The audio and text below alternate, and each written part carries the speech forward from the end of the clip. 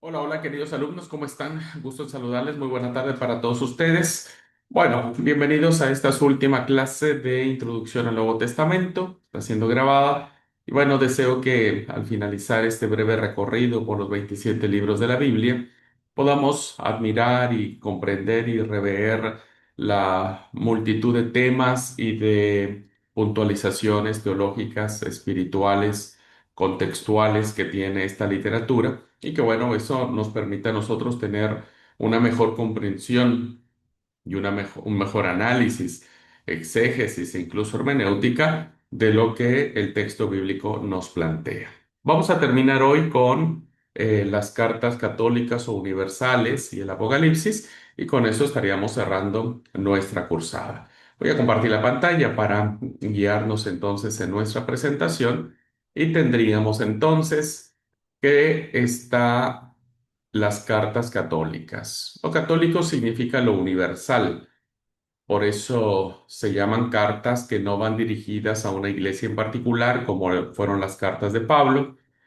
Las cartas de Pablo eran dirigidas a una iglesia o comunidad en particular o eran dirigidas a una persona en particular. En este caso son cartas que van dirigidas a la iglesia en general, dispersa en muchas partes del Asia Menor y que bueno, por eso se le da esta denominación de universales o de católicas.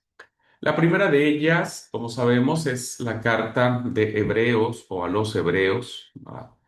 Que sigue posterior a lo que es la carta de Filemón. Entre los 80 y 90 no sabemos el autor, solo sabemos que era un judeocristiano, alguien muy, muy vinculado a las tradiciones antiguas, también vinculado a la tradición de Pablo, que finalmente esta tradición de que Hebreos era escrita por alguien muy cercano a Pablo o incluso durante mucho tiempo se pensó que Pablo era el autor, pues hizo que le diera mucho más peso y mucho más renombre a la carta. Es una carta que probablemente se escribe en Roma, ¿verdad?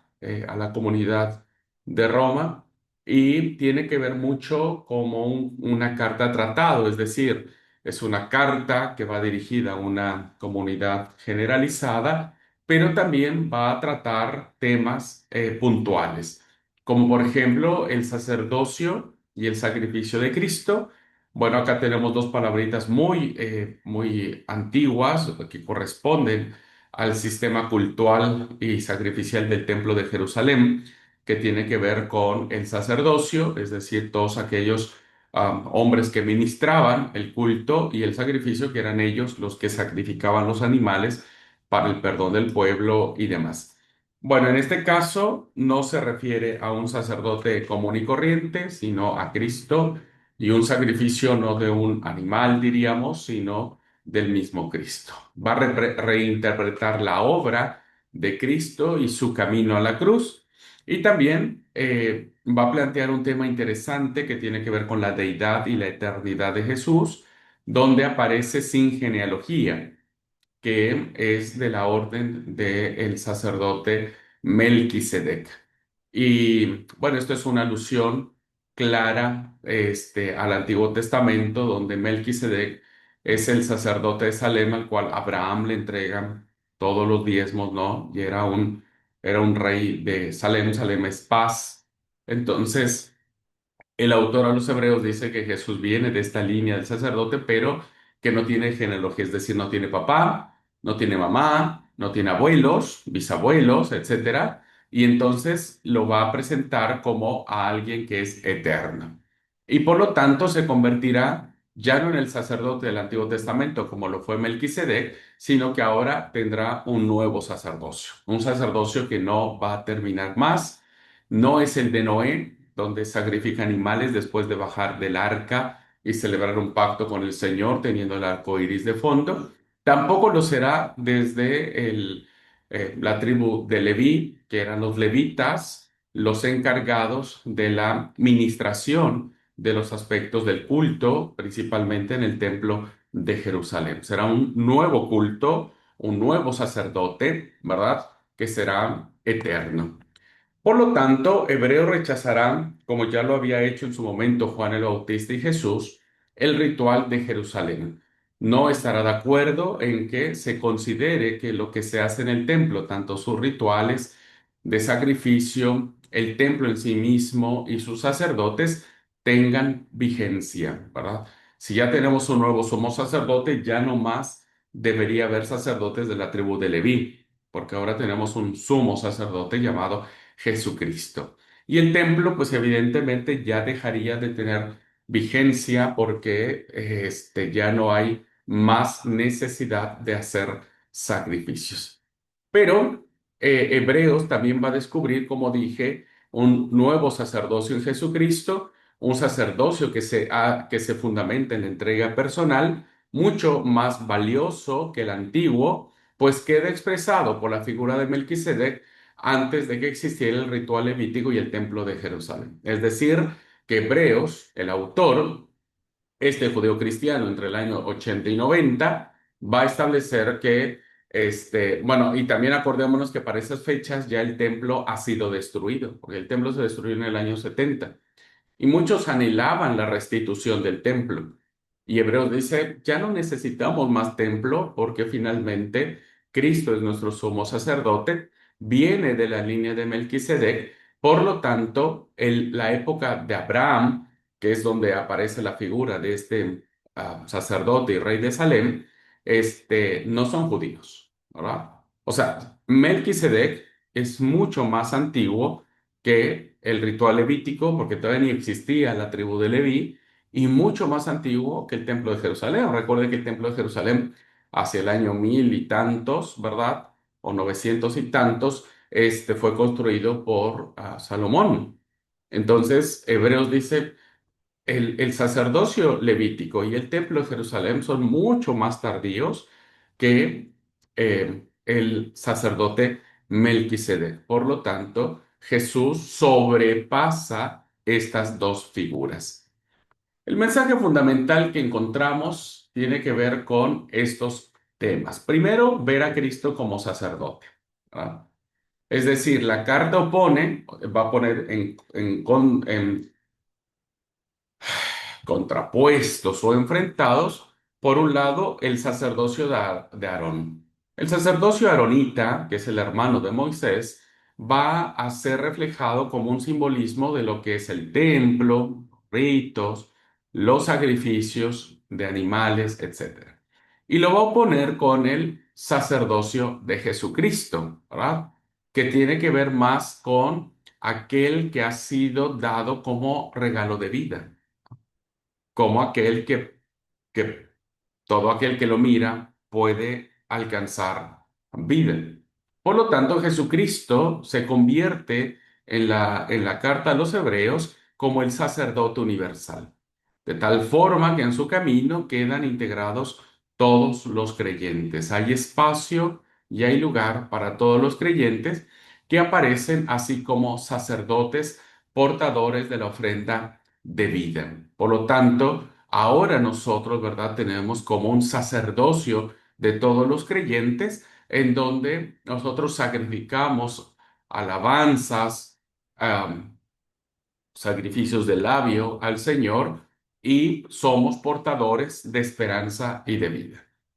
En este tema de Cristo el sacerdote, debemos saber que es el sacerdote único, no hay otro, no hay más sacerdote por más que vengan de Aarón o de Leví que el Hijo de Dios. El Hijo de Dios, Jesucristo, ha expresado humanamente la riqueza y plenitud del ser divino, del ser Dios, al encarnarse y dar la vida en amor hacia otros. Se mira el sacrificio de Cristo como una ofrenda voluntaria, donde Cristo se ofrece voluntariamente como sacrificio único y perfecto para salvar a todos, dice Hebreos, a todos los santificados. Otro tema que es muy relevante es que este sacrificio tiene que ver con la obediencia a Dios, ¿no? De ahí parte todo. El ritual y sacerdocio de Jesús se identifican con su propia vida, con su esencia. con lo que Él representa, entendida en forma de sacrificio, como dije también, de ofrenda personal de amor. Se da como ofrenda voluntaria. Por lo tanto, este sacrificio no es un sacrificio de animales desangrados que pretende aplacar la ira de Dios, ¿no? Como ya el pueblo judío en últimas instancias lo veía. Veía los sacrificios como para calmar el enojo de Dios.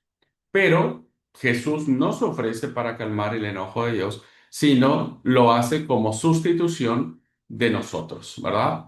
Ahora, nosotros tendríamos que haber estado en este sacrificio, nosotros tendríamos que haber sido los sacrificados, pero Cristo se entrega. Por lo tanto, no hay lugar para templos ni ritos externos, ¿no? El templo no es mayor que Cristo, ningún rito va a compararse o a superar el sacrificio de Cristo.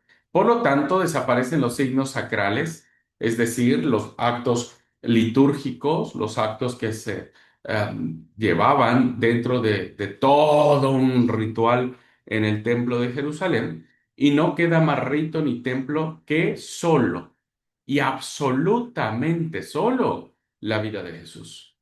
No necesitamos ritos, hermano, no necesitamos templos. Es la vida de Jesús, el Espíritu de Jesús, que es presencia de Dios y que es Dios mismo, quien nos conduce como camino al verdadero tabernáculo celeste. Es Cristo quien de manera voluntaria se ofrece para que nosotros tengamos un camino nuevo, vivo, santo, en el cual nosotros podamos llegar a la misma presencia de Dios. Y eso lo plantea Hebreos. Muy bien. Avanzando entonces un poco, esto lo vamos a desarrollar mucho más cuando veamos toda una cursada de cartas universales. Y el siguiente es Santiago, ¿verdad? Santiago, que tiene que ver como con una palabra de Jacobo, ¿verdad?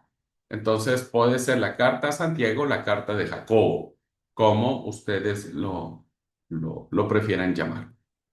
¿Cuál es el mensaje fundamental que encontramos en esta carta que se le atribuye al hermano segundo de Jesús, diríamos, porque fue el que le siguió a él, ¿no? Primero fue Jesús y luego fue su hermano Santiago, o Jacobo más bien, pero también se le puede llamar como Santiago. Este, el mensaje fundamental tiene que ver con la fe de Jesucristo. Y se va a basar en eso, va a haber una fuerte discusión teológica que hará Santiago respecto de las obras y de la fe. La esencia de esa religión centrada en la ayuda a los necesitados es la fe de Jesús. Dice Santiago 2:1, hermanos míos, tened la fe de nuestro Señor Jesús, de nuestro glorioso Señor Jesucristo. Ahora, si nosotros ubicamos en tiempo y espacio, podemos reconocer que mientras Jesús estuvo haciendo el bien a los demás, sanando, enseñando, curando, ejerciendo poder sobre la naturaleza y sobre los demonios, Santiago no creía en él, ¿verdad? No lo acompañó en su viaje itinerario misionero a su hermano Jesús, no lo acompañó.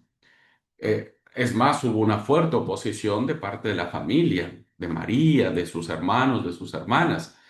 Pero eso no significó que Santiago o Jacobo no haya escuchado, conocido, le hayan informado lo que Jesús decía, y no solo lo que decía, sino lo que hacía. Por lo tanto, para toda esta comunidad galileana, lo que va a ser importante del mensaje de Jesús serán sus palabras y sus obras, ¿verdad? Jesús no solamente fue un gran demagogo, alguien que predicó por predicar, sino que hizo cosas, ¿verdad? O sea, hablaba y decía. Por lo tanto, lo que vamos a ver en Santiago son obras. Hay que estar a la altura, o sea, no solamente hay que decir, che, yo soy cristiano, sino hay que hacer las obras del cristiano, ¿no?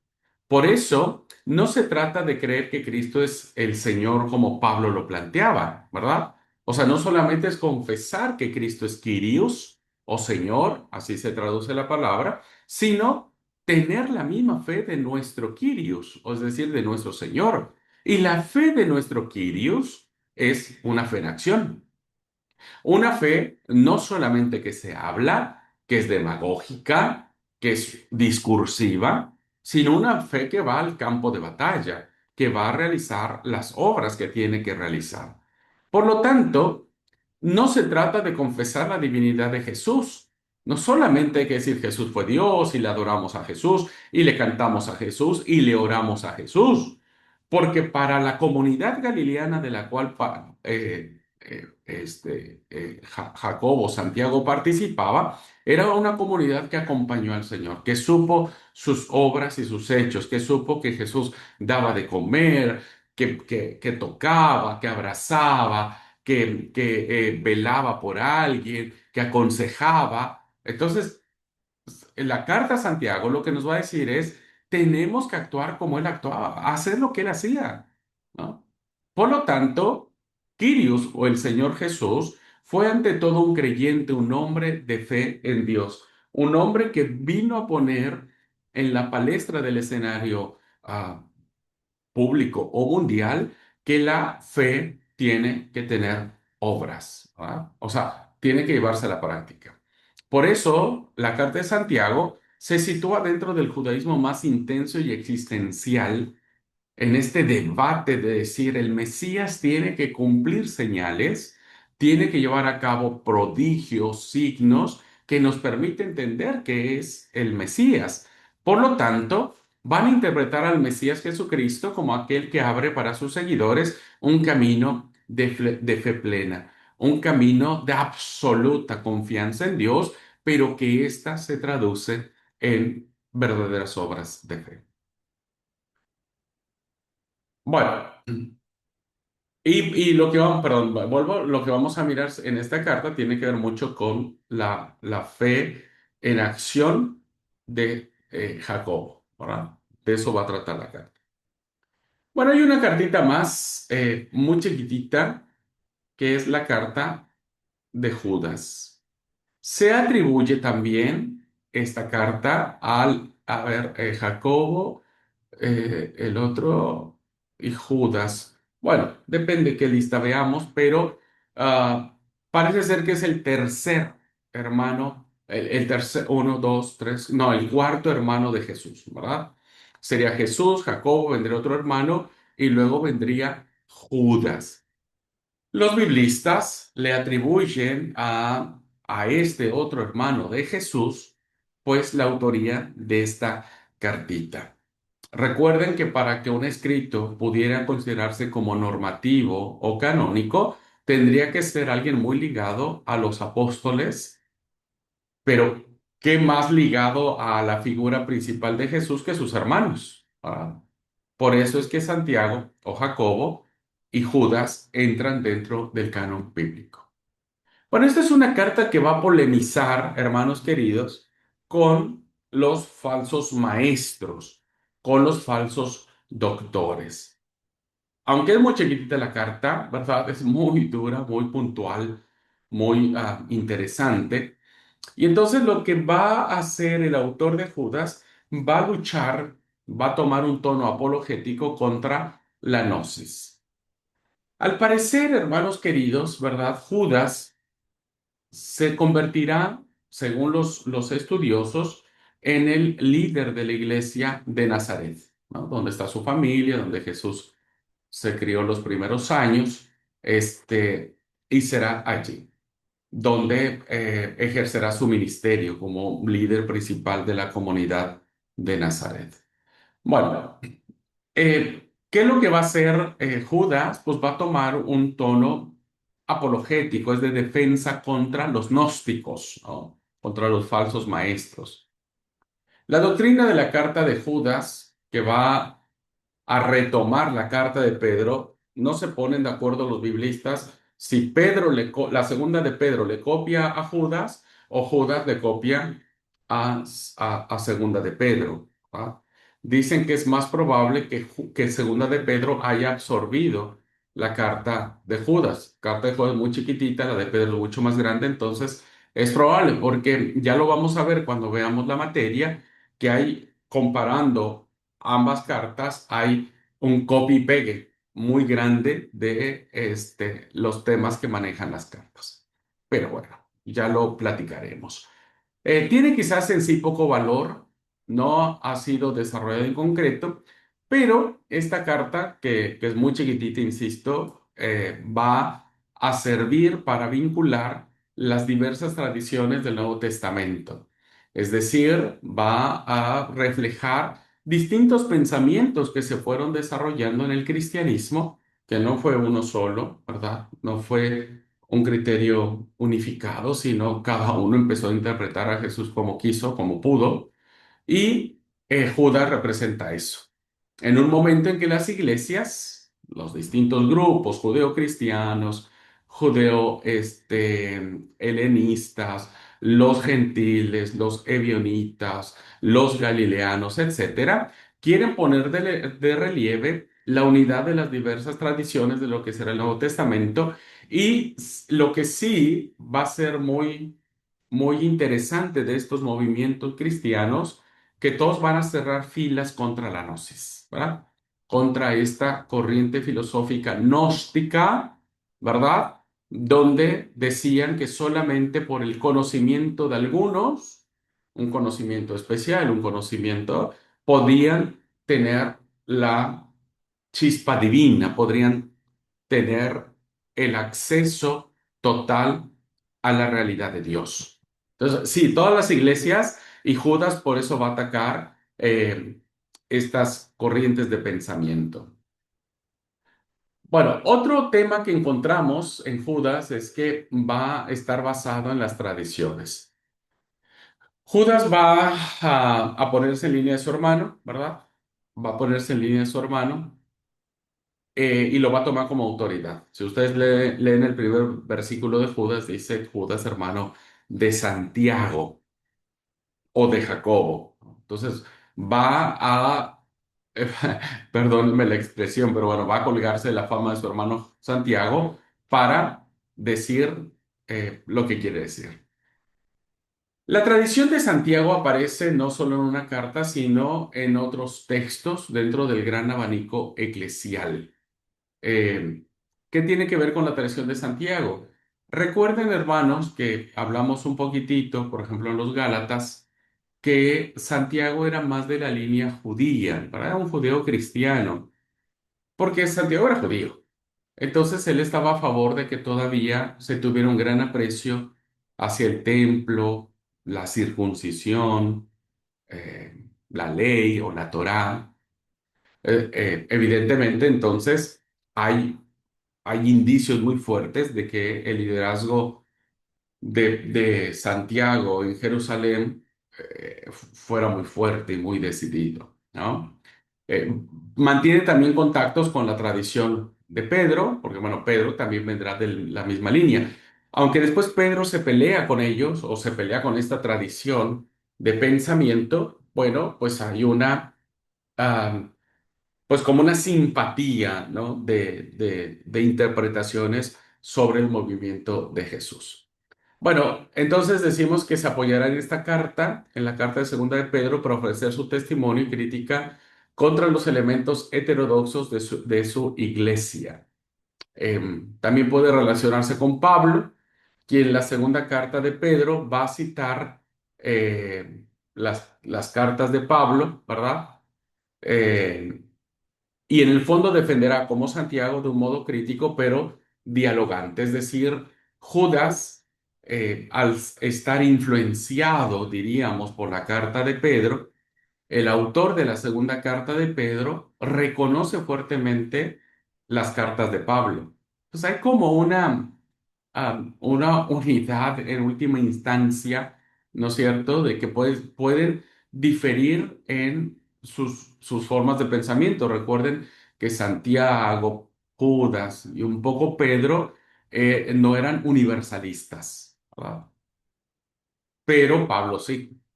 Pablo decía que la salvación era eh, para todos. Bueno, tenemos ahora la primera carta de Pedro, ¿no? El mensaje fundamental de la primera carta de Pedro, debemos en primer lugar considerar que es una carta muy pastoral, ¿no? Pedro ya cambió muchísimo.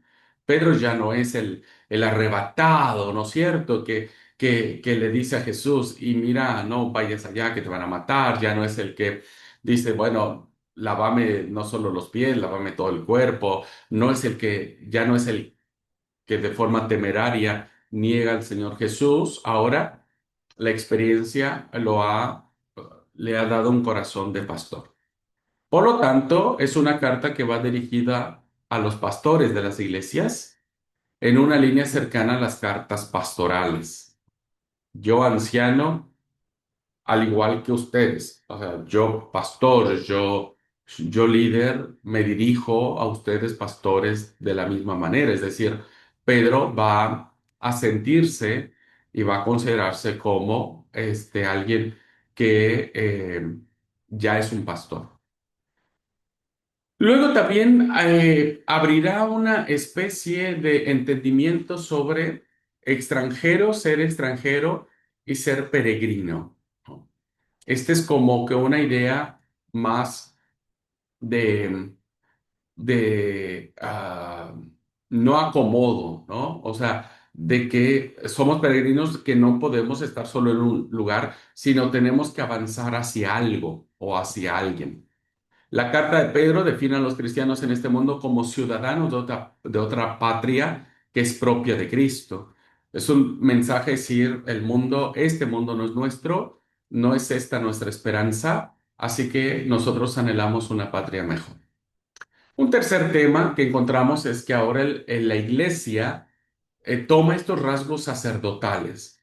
El sacerdocio solamente estaba reservado en el Antiguo Testamento para los hombres de una tribu, ¿verdad? Que era la tribu de Leví. En el plano de eclesial que abre Cristo, nosotros, todos los creyentes, ahora asumimos un rasgo sacerdotal. ¿Por qué? Porque siendo extranjeros en el mundo, los cristianos somos pueblo elegido o raza elegida, sacerdocio real, ¿no?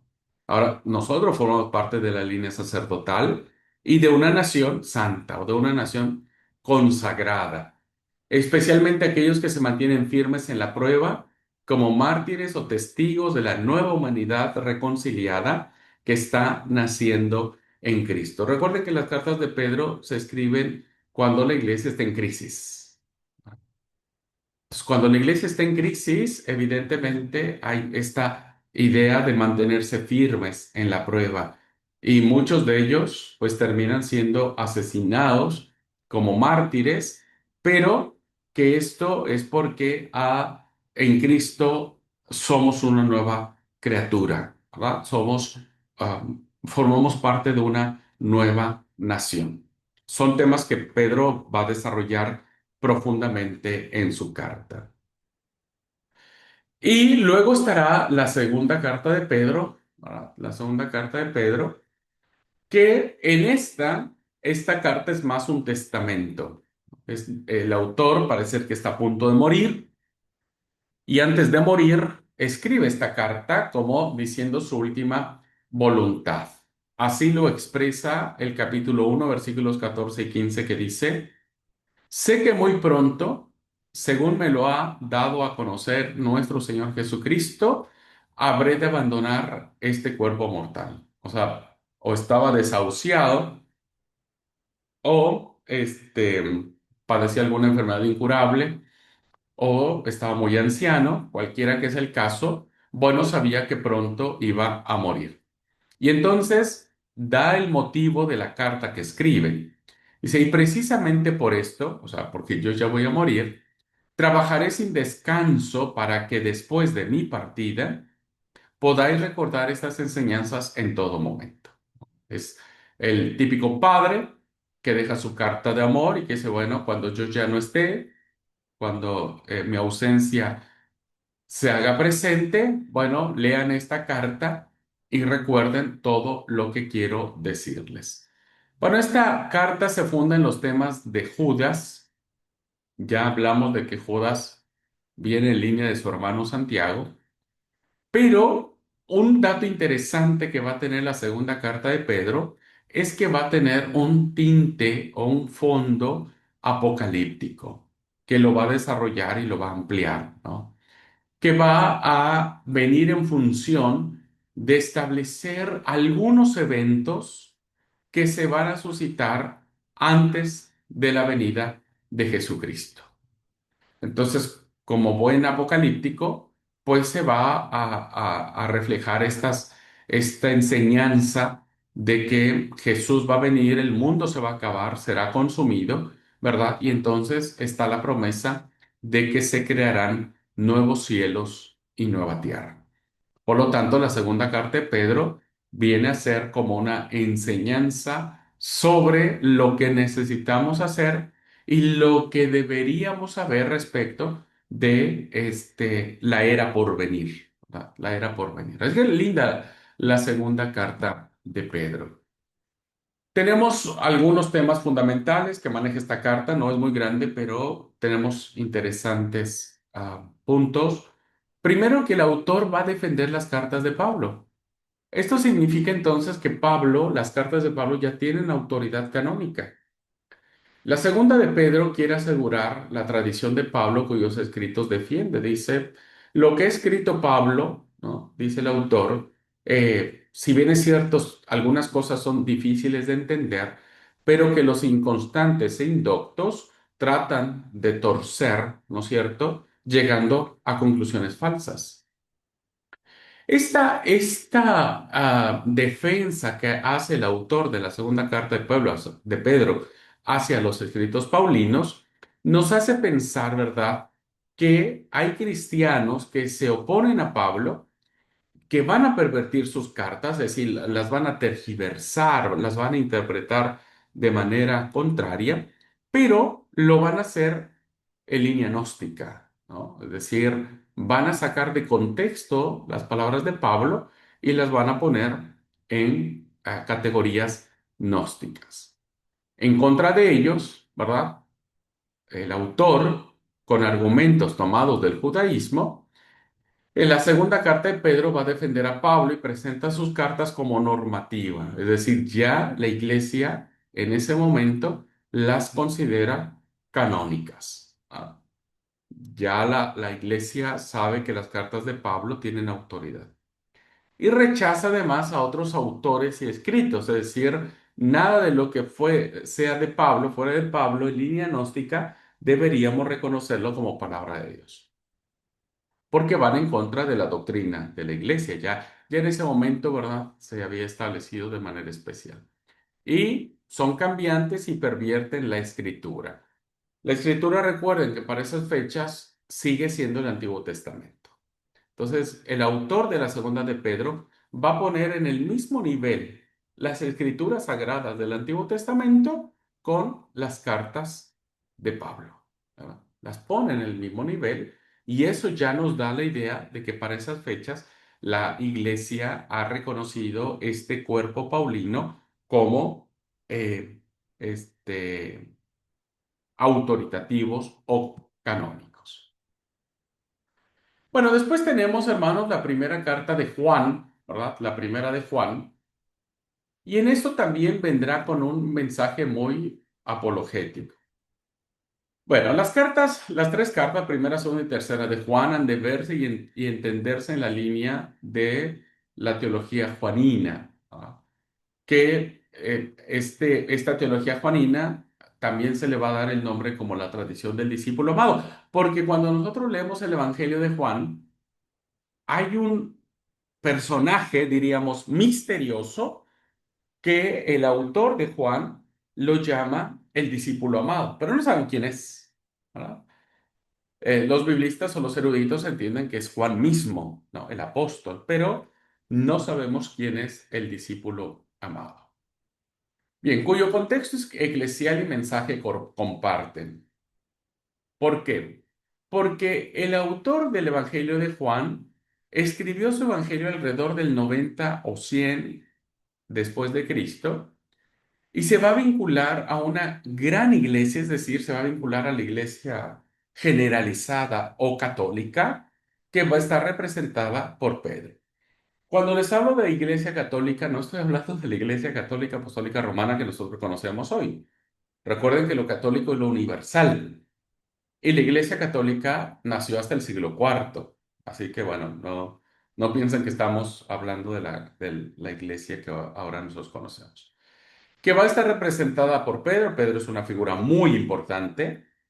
Por eso el capítulo 21 de Juan está dedicado completamente a Pedro. ¿Verdad? Pedro es el personaje principal del capítulo 21 de Juan.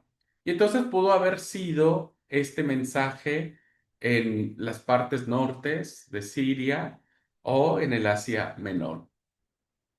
No todos los de la comunidad del discípulo amado aceptaron la propuesta del capítulo 21 y de todo el Evangelio de Juan. O sea, no todos los de la iglesia que estaban sustentados en esta teología juanina estaban tan convencidos de que Pedro fuera como que el personaje principal de todo el Evangelio, ¿verdad? Así que de forma que algunos parece que se negaron a pactar con la gran iglesia. O sea, dijeron, miren, me parece que nosotros entendemos muy diferente a lo que se está predicando de manera universal. ¿Y qué era eso? Bueno, que la iglesia en ese momento reconocía que Jesús había venido en carne, o sea, que tuvo un cuerpo, perdónenme la redundancia, de carne y hueso, ¿verdad? Pero este grupo de hermanos que no estaban de acuerdo con esto, rechazan la carnalidad de Jesús y dicen, Jesús no tuvo cuerpo, no tuvo cuerpo. Él fue una apariencia. Entonces, pues como no estaban de acuerdo con esa interpretación, rompen con la gran iglesia y forman su propia comunidad que va a estar marcada por rasgos gnósticos, ¿verdad? Rasgos gnósticos.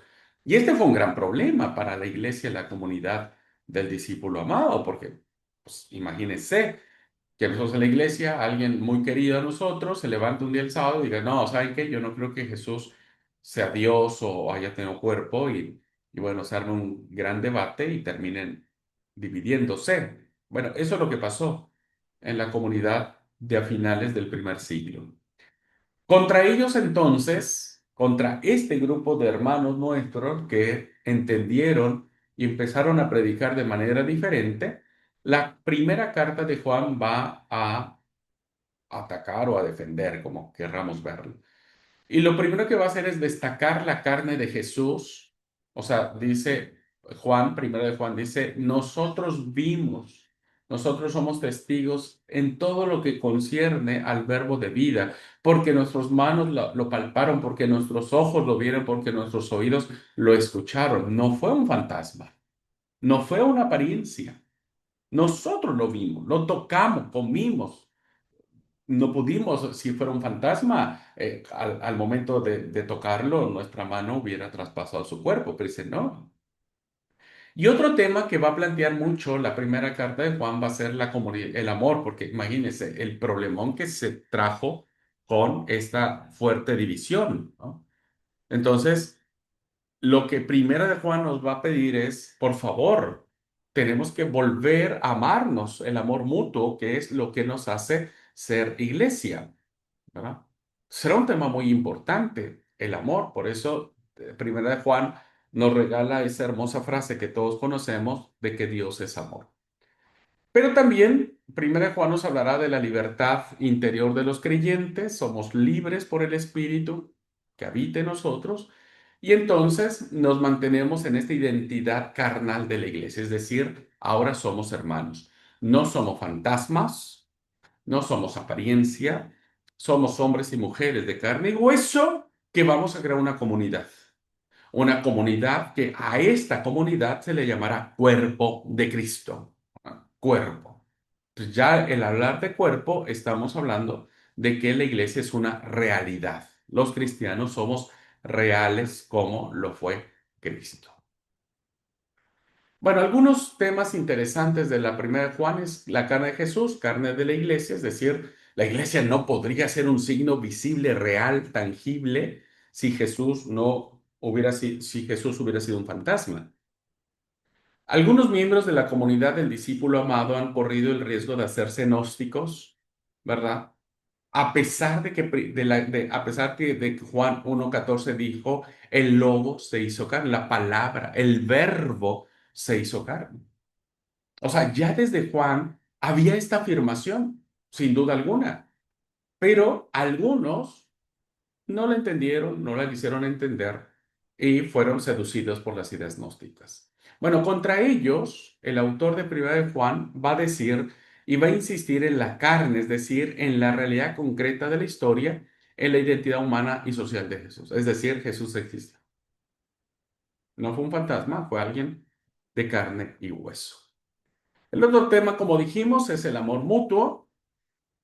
La carne de Jesús, es decir, el cuerpo, la iglesia de Cristo, debe haber amor recíproco, mutuo. No solamente es un amor donde yo amo a alguien y el otro no me ama a mí. Debe ser recíproco, debe ser mutuo. Porque solo cuando hay amor hay vida, hay comunidad, hay comunión.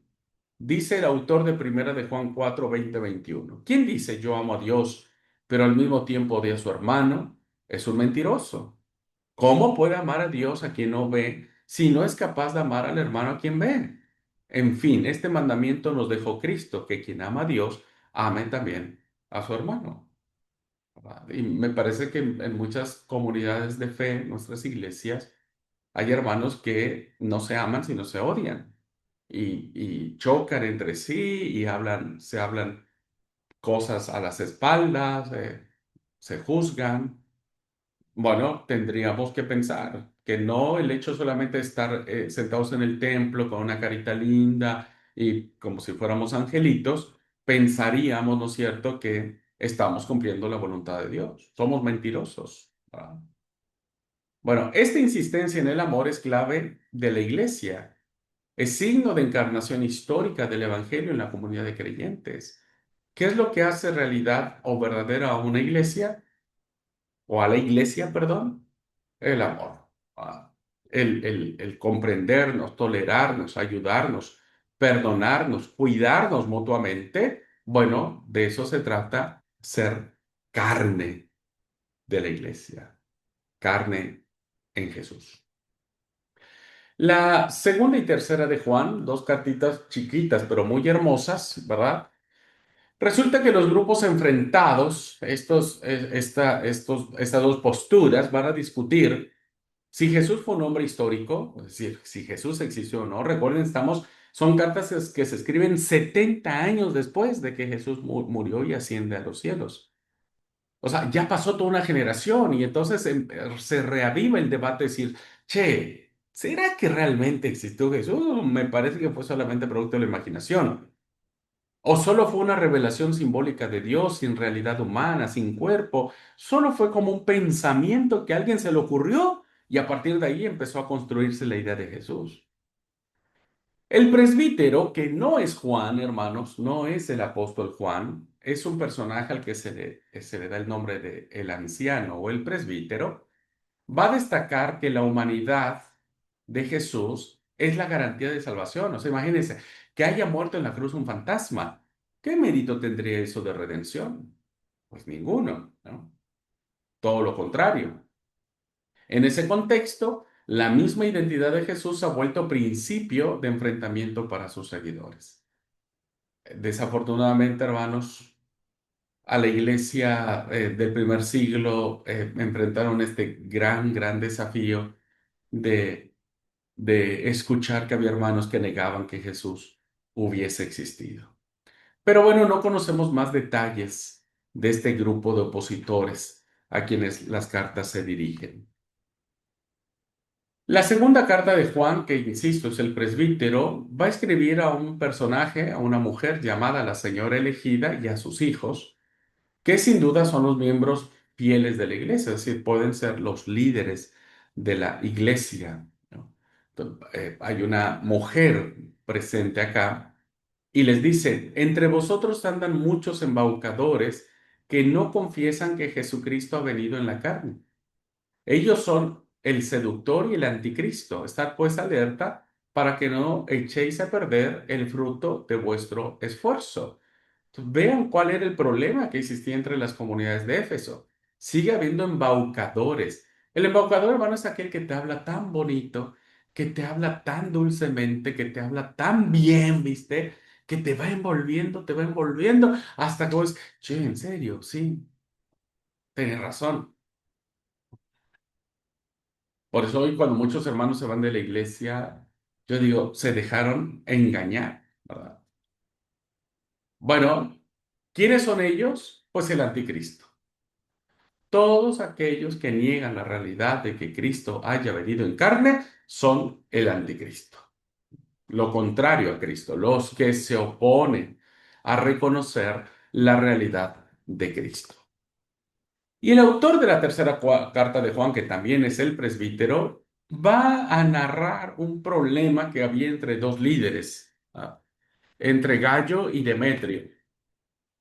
Y entonces el presbítero le va a escribir a su amigo Gallo, que no es otra cosa más que un cristiano fiel, un amigo de él, y le va a exaltar, ¿verdad? Y le va a decir, mira, sé que estás portándote, querido amigo, como un auténtico creyente al hacer lo que haces por los hermanos, aunque para ti sean forasteros. Ellos son precisamente los que han dado ante la comunidad pública un testimonio de tu amor. Era alguien atento, amable. Cuando alguien venía, le decía, che, venía a mi casa, quédate a dormir. Llegaba con la esposa, los hijos, atiéndanlo. Te hacía sentir en casa, en familia. Era realmente alguien que no importando de dónde venías, te daba la hospitalidad increíble, ¿no? Yo que tengo la oportunidad de viajar en muchos lados y hospedarme con mil personas, miles de personas, la verdad que no hay nada más lindo y más satisfactorio que encontrar a alguien que te haga sentir en casa, ¿no? Y Gallo era uno de ellos. Pero tenía un grave problema con Demetrio, que era probablemente el pastor de la iglesia que le hacía la vida de cuadritos a Gallo, ¿no? Entonces el anciano dijo, un día voy a ir y yo le voy a retar a ese cristiano. Pues, quédate tranquilo que yo voy y le voy a encarar, ¿verdad? Por lo que está haciendo. Hermosa la tercera carta de Juan, ¿eh? Hermosísima. Y desgraciadamente le hemos leído tan poco, pero ya la vamos a desarrollar cuando veamos las cartas. Tengo toda una clase para tercera de Juan. Bueno, el mensaje fundamental de estas cartas es primero la encarnación de Cristo. Cristo se hizo carne y se hizo hombre. Los adversarios o embaucadores de las que habla segunda de Juan parece que niegan la identidad cristiana rechazando la encarnación de Cristo. Es decir, ellos no creen que Jesús vino a tomar forma de hombre. El autor de la carta lo rechaza y los llama seductores o diabólicos y anticristos, ¿no? Todo aquel que toma una actitud seductora para desviar a los hermanos, está tomando una actitud diabólica, ¿no? Olvídense de esas imágenes que nos ven de la televisión o las películas de lo que es lo diabólico. Olvídense de eso. Eso no sirve, eso es falso. La Biblia nos enseña que el que tenga una actitud de seducir a otra persona con palabras suaves y apartarlo de la verdad, está tomando acciones diabólicas, ¿no? Y por lo tanto se convierten en anticristos, lo opuesto al Señor. Un segundo mensaje tenía que ver con la iglesia, ¿no? Qué es lo que digo? Me equivoqué de nombre anterior, hermanos, no era Demetrio, era Diótrefes, perdóname, es Diótrefes. El con el que tiene problemas, el pobre Gallo, no es Demetrio, Demetrio es otro personaje. Eh, en tercera Juan el presbítero acusa y condena a Diótrefes, que quiere ser el primero y no acoge a sus enviados. A diferencia de Gallo, el otro era como que el típico pastor o líder que andaba de corbata y a mí yo no me ensucio la camisa, ¿verdad? Bueno, hay una gran denuncia en contra de Diótrefes. Sería bueno conocer la opinión de Diótrefes, a quien la carta presenta con rasgos de obispo. Como dije, es probable que haya sido el pastor principal de la iglesia. Bueno, así se acusan y disputan el presbiterio, es decir, el, el, el anciano, ¿no? que tiene también cierta autoridad, que es el que escribe la carta, y el otro anciano o el otro obispo llamado Diótrefes. Bueno, ambos defienden la tradición del discípulo amado, pero de formas distintas. Aquí, Diótrefes no es que esté predicando cosas contrarias, lo que está en juego es sus actitudes. ¿No? De ese típico líder que sí predica la verdad, pero que sus actitudes demuestran todo lo contrario. Bueno, el presbítero, el autor de la carta, se sitúa en la línea de Juan, destacando la carne de Jesús, dice a los suyos que no reciban y saluden a otros, porque recuerden que quienes predican en contra de Cristo son anticristos, pues quien así obra se hace cómplice del mal que están causando. O sea, hay un dicho muy coloquial que dice, eh, tanto peca el que mata a la vaca como el que le agarra la pata. Entonces decía, si ustedes reciben a estas personas, es como si le estuvieran dando cabida a sus ideas, ¿verdad? A sus ideas. Es evidente que la iglesia del Jesús histórico solo puede existir donde se acepta su carne, es decir, su historia. Hoy está muy en juego la discusión de Jesús histórico. Sigue habiendo muchas comunidades que niegan que Jesús haya sido de verdad, que haya venido en carne. Y entonces muchos dicen que son leyendas o mitologías que se fueron formando al principio y que después como que se dijo tantas veces, ¿no? Como dice el dicho, repetís tantas veces una mentira que termina convirtiéndose en una verdad. Bueno, eso es lo que pasó, dicen. Pero nosotros como iglesia reconocemos al Jesús histórico. Por supuesto que Jesús existió. Y fue por el testimonio que encontramos en la Biblia. Nosotros ni lo vimos, ¿verdad? Nosotros no estuvimos allí, pero creemos en el testimonio de la palabra que nos dice que el verbo se hizo carne. Bueno, finalmente, hermanos, el libro apocalíptico, ¿no? que tenemos en este género de apocalíptica, el Apocalipsis cristiano de Juan. Bueno, este es un libro muy especial, ¿verdad? Un libro que tiene características especiales y es un libro que nos ayuda a entender un mensaje de esperanza, no de miedo, no de angustia, sino de esperanza, de alegría. El motivo central del Apocalipsis no es ofrecer unas visiones separadas de la historia humana de ese tiempo, es decir, el libro de Apocalipsis, sus visiones a través de símbolos, ¿verdad? No son ah, narraciones que no tengan que ver con la historia de la iglesia a la que se escribe.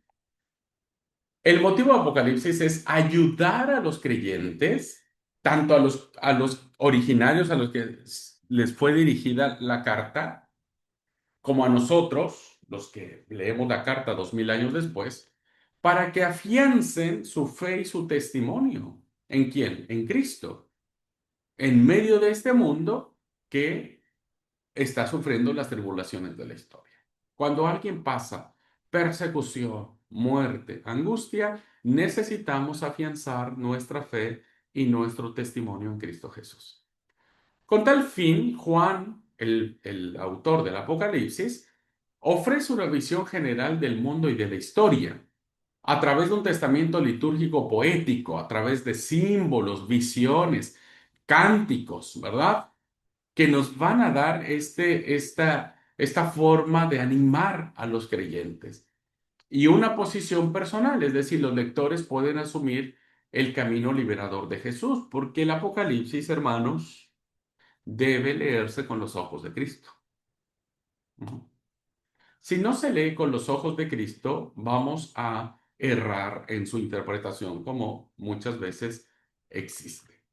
De esta forma, el Apocalipsis va a elaborar un drama, ¿verdad? Entre comillas, en términos simbólicos, un drama mesiánico no para predecir lo que pasará. El Apocalipsis no fue escrito, hermano, para que descubramos mensajes ocultos y fechas y nombres y personajes y que sepamos una cronología exacta de lo que va a suceder en el 2025, 2030, 2050, 2200, etcétera, ¿no? Sino para iluminar desde Cristo desde los ojos de Cristo, el sentido escatológico actual de la historia, es decir, que Apocalipsis nos dice que lo que hoy vivimos no va a permanecer para siempre, sino que levanta nuestra cara, ¿verdad? Como diciendo, a ver, levanten la cara y vean con sus ojos más allá de lo que están viviendo hoy. Y lo que va a venir más allá de lo que están viviendo hoy es diferente. Hoy ustedes ven persecución, muerte, angustia de parte de los poderosos, pero algún día vendrá un río limpio, un río cristalino, un árbol que emerge dando vida, una ciudad santa que descenderá de los cielos, etcétera, ¿no? Es decir, el tiempo presente de la iglesia. El Apocalipsis nos sitúa en nuestro presente, pero siempre mirando hacia el futuro. Ay, perdónenme, hermanos.